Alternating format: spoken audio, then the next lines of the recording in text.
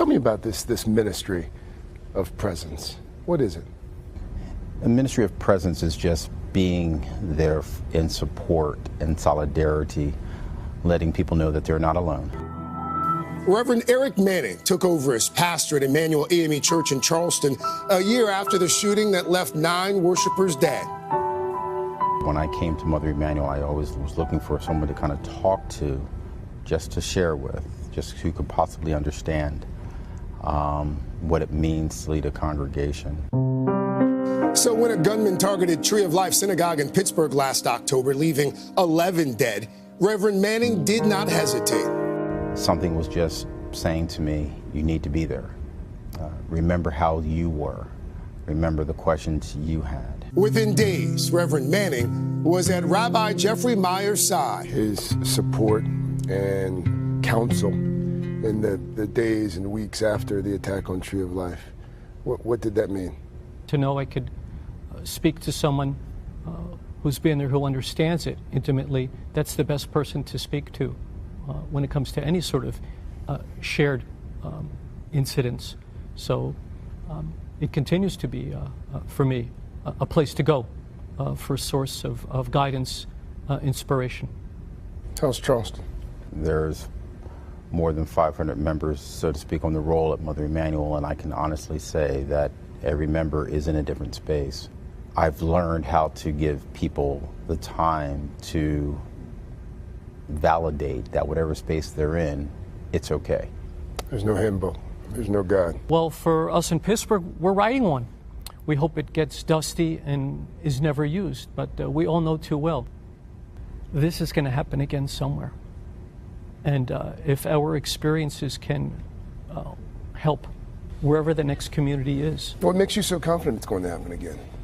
We're not done seeing massacres in houses of worship. I just know that one day again, it's going to happen. I'm hopeful it's not in my lifetime, but if it is, I will be there. How has all of this changed both of your perspectives on forgiveness? In the ministry of forgiveness, we're able to release that dominion or that power that the person may have over us and say, I'm not going to allow you to control the rest of my life. I'm not going to have animosity towards you. I'm releasing it. From our point of view, as a Jewish community, you have to seek it from those who you've wronged. The hard part is you can't get forgiveness from people you've killed. They can't give it. God is always open to giving forgiveness. You have to seek it. Even on one's deathbed, you can seek forgiveness from God for the sins that you've committed over a lifetime, and God will forgive. One of the things that really strikes me about this story and about this friendship formed out of tragedy is you've got 2 men from different faiths, from different backgrounds.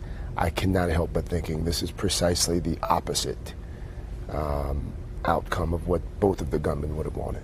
There are always unintended consequences, and in a case like this, between both perpetrators, what they haven't caught is that it strengthened communities in ways that they could have not anticipated. Whatever that percent is of people who have evil in thought and in deed, that part of the scale can't outweigh the remaining part of society that are basically really just good, decent people. And in the end, evil will not win. Yeah, it will scar us, but it will never win. And we got the pastor and the rabbi together over the weekend at the Charleston Forum. It was founded after the shooting to help promote understanding and conversation. I know you spent some time with the rabbi.